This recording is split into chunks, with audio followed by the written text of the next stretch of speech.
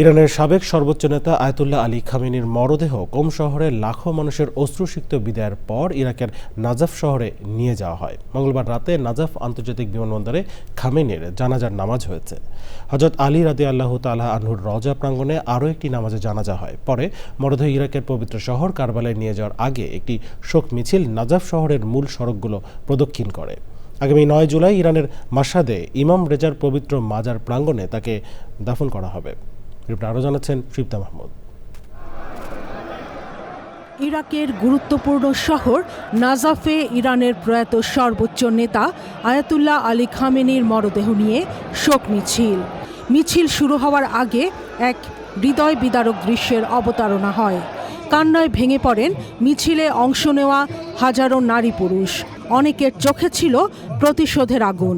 প্রয়াত নেতার মরদেহ এক নজর দেখতে পায়ে হেঁটে লেবানন সহ দূর দূরান্ত থেকে নাজাফে ছুটে আসেন অনেকে।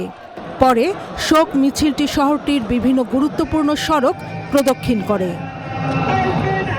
নাজাফে আয়াতুল্লাহ আলী খামেনির মরদেহ হযরত আলী রাদিয়াল্লাহু তাআলা আনহুর মাজার এবং কারবালায় হযরত হুসাইন রাদিয়াল্লাহু তাআলা আনহু ও হযরত আব্বাস রাদিয়াল্লাহু তাআলা আনহুর মাজারে নেওয়া হয়।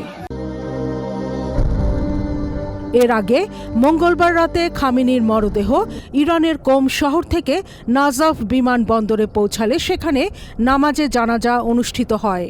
জানাজায় ইরাকের প্রধানমন্ত্রী আলী আল জাইদি, ইরানের প্রেসিডেন্ট মাসুদ পেজেশকিয়ান, ইরানের পররাষ্ট্রমন্ত্রী আব্বাস আরাকচি এবং ইরাক ও ইরানের সর্বোচ্চ পর্যায়ের কর্মকর্তারা অংশ নেন।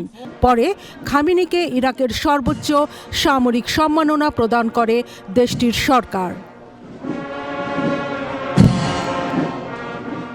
আয়াতুল্লাহ আলী খামেনির ইচ্ছানুযায়ী আগামী 9 জুলাই ইরানের মাশহাদে ইমাম রেজা রাদিয়াল্লাহু তাআলা আনহুর মাজার প্রাঙ্গণে তাকে দাফন করা হবে।